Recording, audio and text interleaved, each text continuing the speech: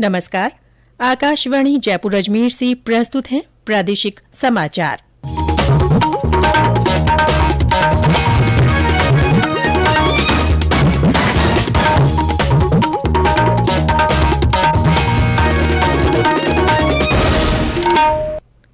समाचारों के साथ मैं रितिका गुप्ता।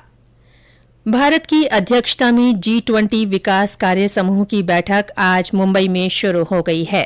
भारत के G20 शेरपा अमिताभ कांत ने बैठक के शुरुआती सत्र को संबोधित करते हुए कहा कि भारत सरकार ने देश में बेहतर डेटा प्रबंधन के माध्यम से डेटा गवर्नेंस क्वालिटी इंडेक्स जैसी कई पहल की है।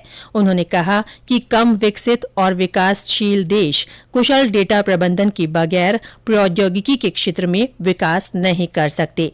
श्री कांत ने कहा कि G20 ऐसे समय में महत्वपूर्ण भूमिका निभा चुका है जब पूरी दुनिया में आर्थिक विकास बाधित हो गया था। उन्होंने कहा कि वर्तमान में जलवायु संकट से निपटने के लिए पर्याप्त वित्तीय मदद और कार्रवाई का अभाव है। वैश्विक आपूर्ति श्रृंखला भी बाधित है।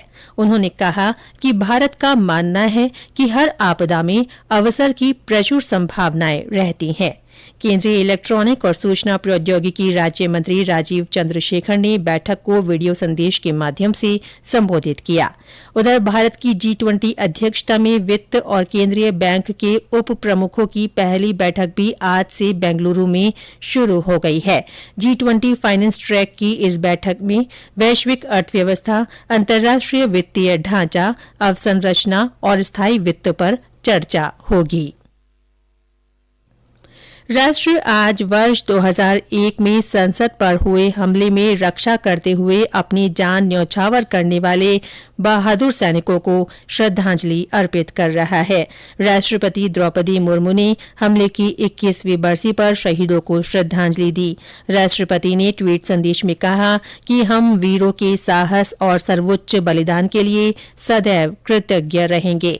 इस अवसर पर आज संसद भवन परिसर में उपराष्ट्रपति जगदीप धनखड़, लोकसभा अध्यक्ष ओम बिरला, प्रधानमंत्री नरेंद्र मोदी और अन्य नेताओं ने शहीदों को श्रद्धांजलि अर्पित की।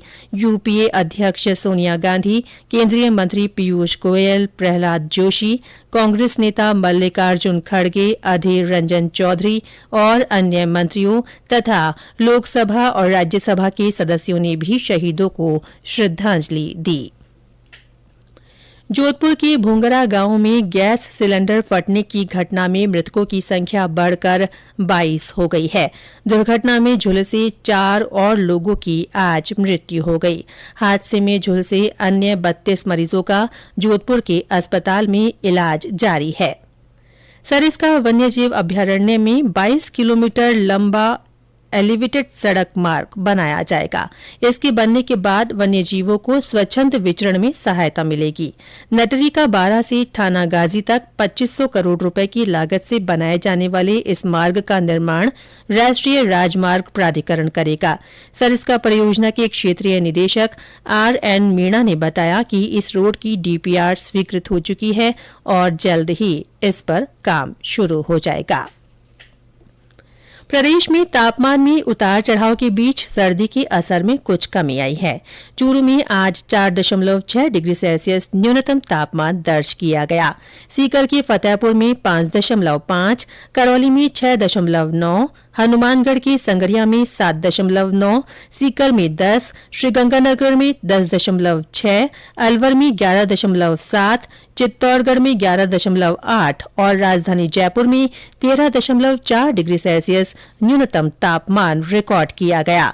मौसम विभाग के अनुसार आज कोटा और उदयपुर संभाग के कुछ जिलों में हल्के बादल छाए हुए हैं। विभाग ने अगले 48 घंटों में न्यूनतम तापमान में 2 से 3 डिग्री सेल्सियस की गिरावट आने की संभावना व्यक्त की है। वहीं शेखावाटी क्षेत्र में कल और परसों न्यूनतम तापमान 4 डिग्री सेल्सियस से नीचे रहने की संभावना है। इसी के साथ प्रादेशिक समाचार बुलेटिन समाप्त हुआ। नमस्कार।